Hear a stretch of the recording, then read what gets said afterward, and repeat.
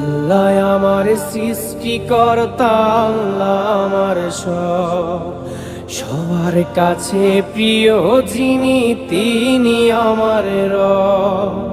মহান আল্লাহর রহমতে আছি বেঁচে দুনিয়ায়, করব সবাই একই সাথে তার ইবাদত। আল্লাহু আল্লাহু আল্লাহু আল্লাহু। মহান আল্লাহর রহমতে আছি বেঁচে দুনিয়ায়, করব সবাই একই সাথে তার ইবাদত।